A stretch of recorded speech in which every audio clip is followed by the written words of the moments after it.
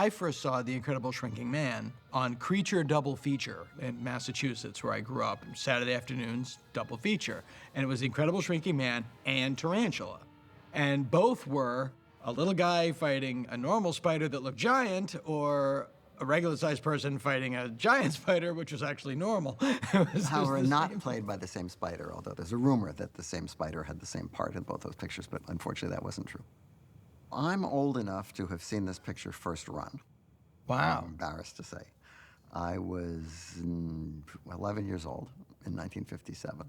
I went to the movies very frequently, saw lots of science fiction pictures and westerns and stuff, but I had really never seen anything like The Incredible Shrinking Man, which was, on the surface, the usual Universal International science fiction picture of a type that they were excelling at. But the whole tone of the movie and and the ending and the overview of the picture was just astonishing to me.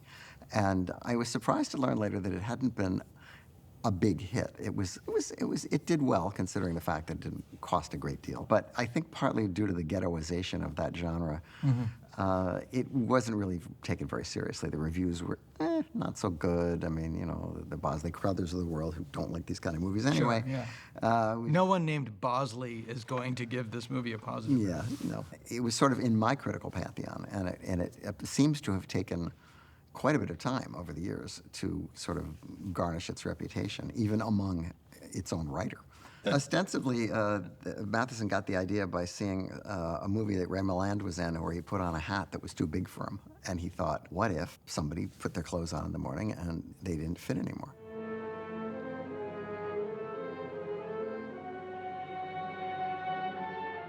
The story is much more than a guy gets smaller. Richard Matheson was, at the time, a freelance writer.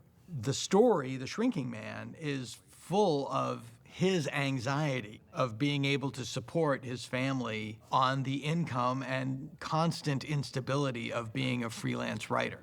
I want you to start thinking about us, our marriage. Some awful things might happen. There's a limit to your obligation. Oh, now, wait a minute. And the book is a little bit more graphic about the problems of not being able to satisfy your wife. You love Scott Carey. He has a size and a shape and a way of thinking. There is so much sexual anxiety in that book, and he gets picked up by a child molester in the book. There's all of that stuff with his wife and his physical dilemma. I felt puny and absurd. A ludicrous midget. And The Shrinking Man can be taken as two ways. Is it the shrinking man or the shrinking man, you know? And the anxiety of the male identity in post-World War II America, because he did serve in the war. It's a PTSD testament, really. It's all crammed into a B-movie package of a guy fighting a spider. He wrote it in the basement of a house they were renting, because he had kids and that was where it was quiet. And so he takes his anxieties down to the basement and writes a story about a guy trying to survive in a basement. It's bizarrely autobiographical. It's a lot more than, oh, the cat's bigger than I am now. It's the kind of book that, had it been made 20 years later, you could have taken a different approach. But this was the 1950s. Right. And it is a quintessential 50s movie. Richard Matheson is cited by Stephen King as the guy that inspired him to write. I mean, he is, to use the rock and roll analogy, he is Chuck Berry. Like, he's the guy that sort of figured out how to do it. I Am Legend was one of the books that he wrote that put him on the map because it was a brand new take on an old story. He wrote a script for it for Hammer Films, and the British censor wouldn't let them make it. And so he sold the script to Robert Lippert, who made it in Italy under the title Last Man on Earth. But Matheson didn't like the movie and took his name off it. He used his pen name, Logan Swanson. Logan, and I know this because that poster is in my office. What's interesting, of all the adaptations, it's the closest adaptation to the book of all the ones that have been done. And Matheson's fortunes obviously rose after this picture, and then after the Edgar Allan Poe pictures with Roger Corman. and The Twilight Zone. Yeah, there was a group of writers in Southern California that came together in the 50s. They had many names, and the Southern California Sorcerers was one of the names. Ray Bradbury was the leader of the pack for a while, then Charles Beaumont, Richard Matheson, George Clayton Johnson. They all worked together on The Twilight Zone, and then they went off and fed Hollywood their stories for a decade. Yeah. I was lucky enough to know and work with Richard Matheson. He did my episode of the Twilight Zone movie. And of course, I was kind of in awe because I started reading his stuff when I was in high school. And he was one of the group of those writers that we all really liked. Did you do A Good Life? I did The Good Life. Yeah, yes. The Good Life. It was based on a Jerome Bixby story. Right. But, obviously Richard was very familiar with all this material. We were told that we had to remake old episodes. Right. And I thought, everybody's seen them. They all have twists at the end. So we tried to disguise. I shared that opinion. we tried to disguise It's a Good Life so that people who had seen it on television wouldn't recognize what story it was. Yeah, until I they thought got it was to the very. middle of it. I thought it was very successful. And that was all Richard. And he just said, we just need another angle. And I said, how about cartoons? Because we're Warner Brothers, and we can have the kid live in a cartoon world. And so that was what we did, and Richard ran with it, and he was great. Yeah. And over the years, we actually made other attempts to collaborate on things that didn't happen, as so often happens in this business. His fingerprints are on so many things. Duel, he wrote the TV movie The Night Stalker. He modernized the genre in a way that was pretty breathtaking. Eventually, Louise would come to the cellar. Until then, I had to keep myself alive with whatever resources I could discover in my basement universe and in myself. Matheson makes this fantastical story believable by going into the minutia and examining the problems that you would have. The obsession with the practicality of being small. And in the book, it's water, food. I mean, the book, there's so much talk about crackers in that book, like how to keep them dry, how to keep them away from a spider, and all of that stuff. When you're so grounded in that, the fantastical element just folds in quite naturally. Yeah. Which I think is one of the reasons that I think Stephen King was drawn to Matheson, was that very reason. Because one of the appeals of Stephen King was the ordinariness of the world and the level of detail, which has always eluded, I think, the cinematic adaptations of Stephen King. Yes. That when you read the books, the levels of detail, the pop culture references, all those kind of things that you can only do in a book are such a part and parcel of what makes King's work great.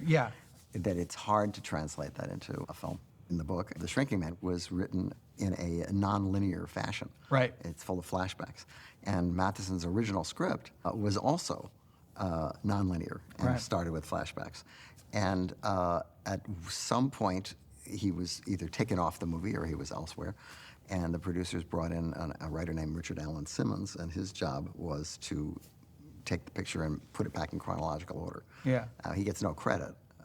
But in 1957, I don't think you could do a movie in that fashion, and to start out with a guy who's shrinking and then learn why did he shrink, whereas the audience goes, well, he's already shrunken. I mean, I don't care. Yeah. I don't care how he got there. Well, I saw an interview with Jack Arnold, the director, who said, you can't have flashbacks.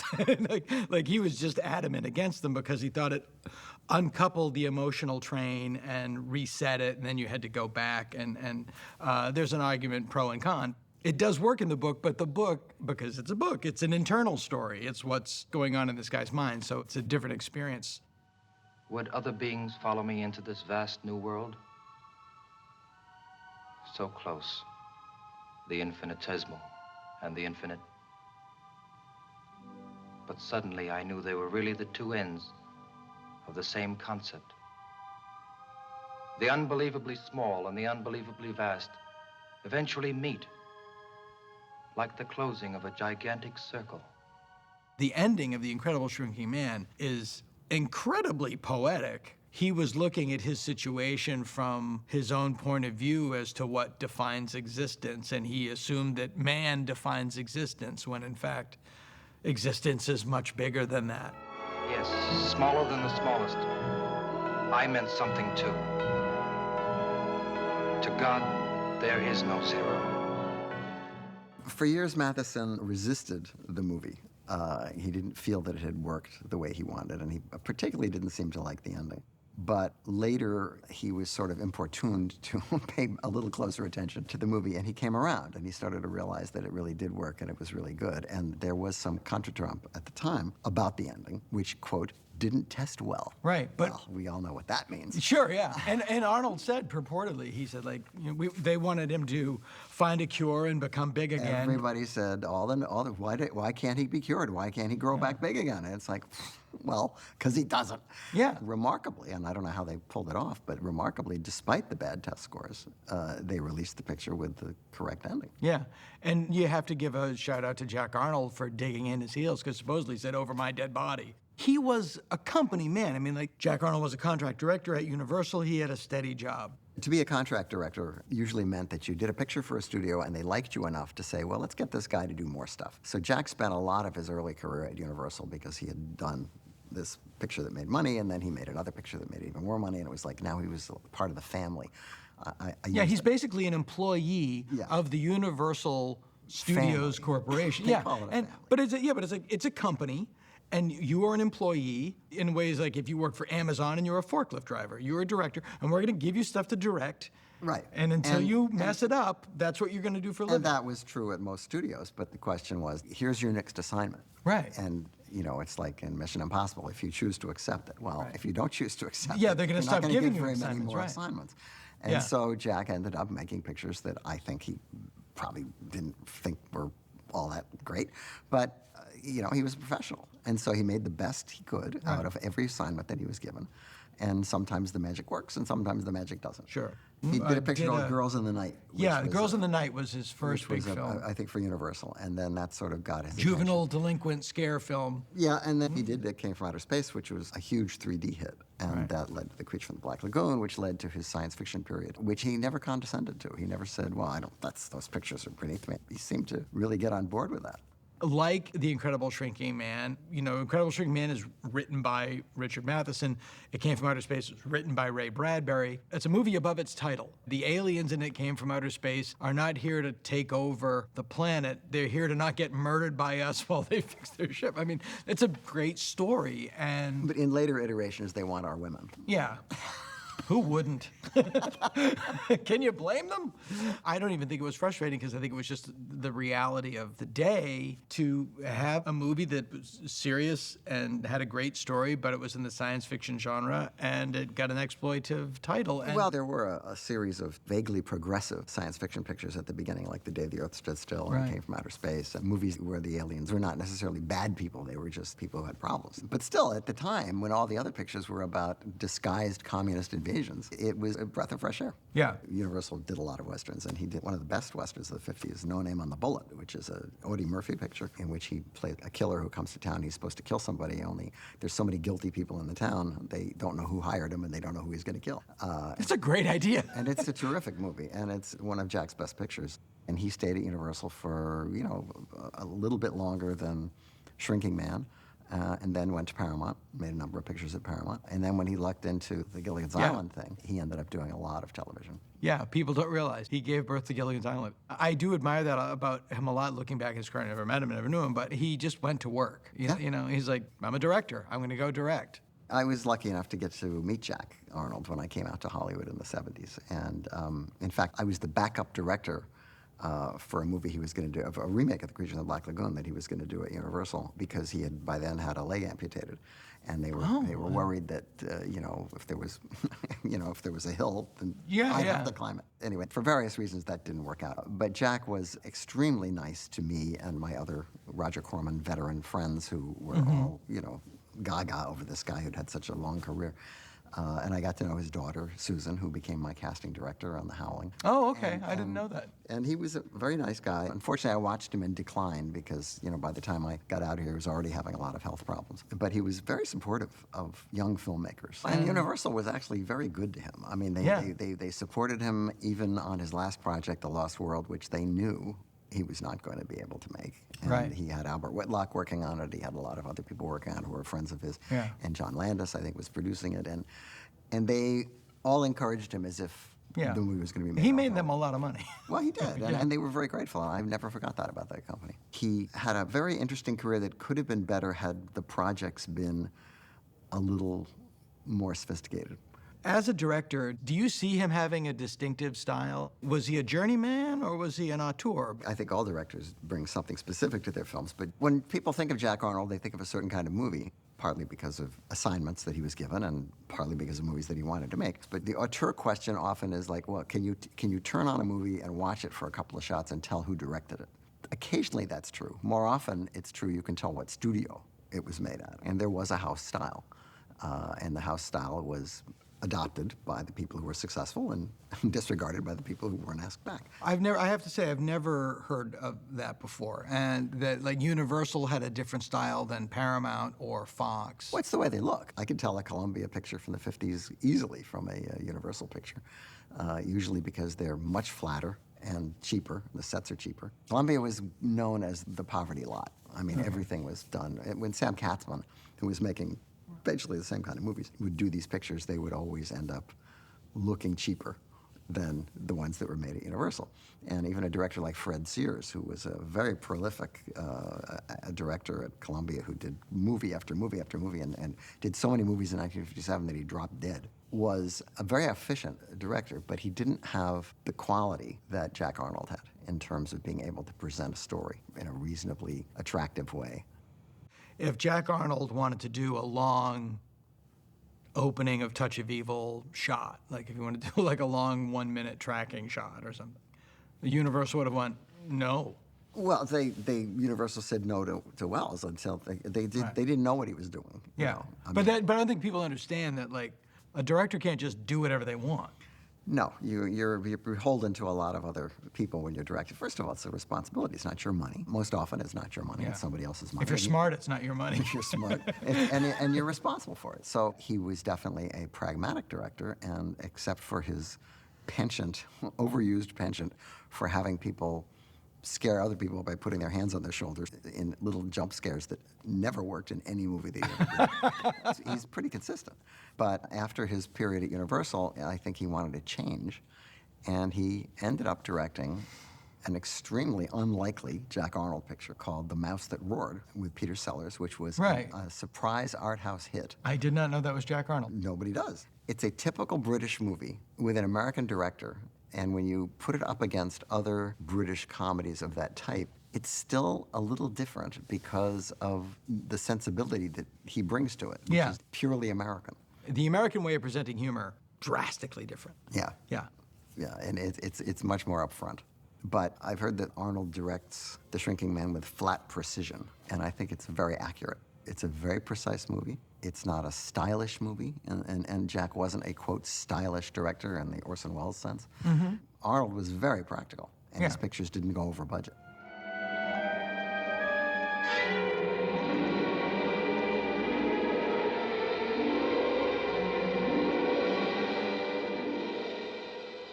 One of the reasons The Shrinking Man didn't cost so much money is because the standard practice at Universal at the time was that unless it was a really, really A movie, the music was mostly tracked from library cues. And if there was something needed that was different, then they would get one of their house composers like Mancini or... Right, yeah, and Henry Mancini was a house composer at Universal. to write that stuff. And Joseph Gershenson, the music coordinator, usually got the credit.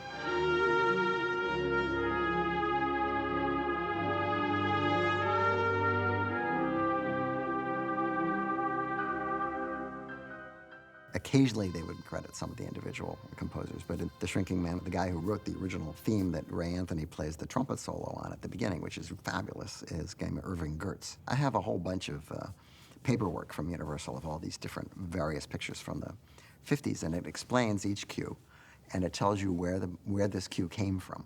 You know, what movie did they get this from? And sometimes you'd be watching science fiction pictures and they have Western cues in them, and vice versa. The movie that Jack Arnold is probably the most known for, Creature from the Black Lagoon, the trumpet, bah, bah, bah, that was purportedly written by Henry Mancini.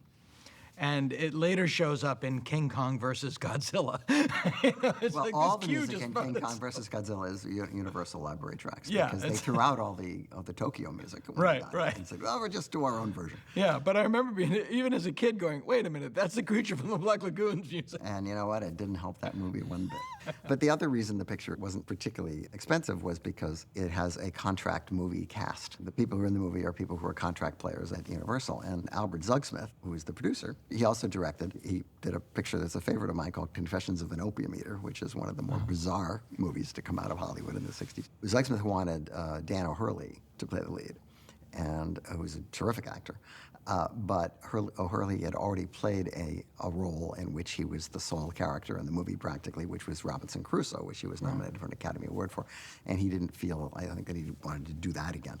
And so the role fell to Grant Williams, who was a contract player at Universal. It is a really underrated performance. I mean, he's really well cast, and he carries the last half of that movie, a lot of it without dialogue. He probably hoped, maybe even expected, that this was going to put him on the map, because this is his movie. But that didn't happen. He ended up doing The Leech Woman. Grant Williams got one more shot at a lead in a picture called The Couch, which was made at Warner Brothers from a Robert Bloch book. I think he expected, okay, this is the one. Crickets chirped. Yeah. And he ended up having, I think, not the career he wanted. I think partly because he was closeted. Yeah. And I think that probably worked against him. But he's terrific in the movie. And after Shrinking Man became a hit, of course, there was a big run on shrunken people movies. The Attack of the Puppet People was the immediate ripoff. And as anyone knows, if you want to make money in a movie, get the word puppet in the title. And then you mint it. But then Land of the Giants obviously was a big deal for a long time on TV. And Irwin Allen was, notorious for stealing other people's ideas. Yeah. And building on it to giant money machines. You made Inner Space. Was that influenced by Shrinking Man at all, or? Well, it was to the point that, I realized I was making another movie about a person who gets shrunk. And Right. I know what my go-to movie would be for people who get shrunk. There's no medical precedent for what's happening to you. I simply know that you're getting smaller. So I thought, well, it might be fun to cast Bill Shallert, who was an actor that I had always liked. I said, well, let's have the Shrinking Man's doctor in our movie, so that when our hero, Marty Short, who has a shrunken Dennis Quaid flying around inside him, can go to the doctor, he goes to the Shrinking Man's doctor. And the Shrinking Man's doctor tells him that you can't possibly have a person inside you because people just don't get smaller, except in the movies. People don't get shorter, Mr. Carey. They just don't get shorter. There's a million things that go into making a movie, and the fact that any movie turns out to be a good movie is a miracle. True.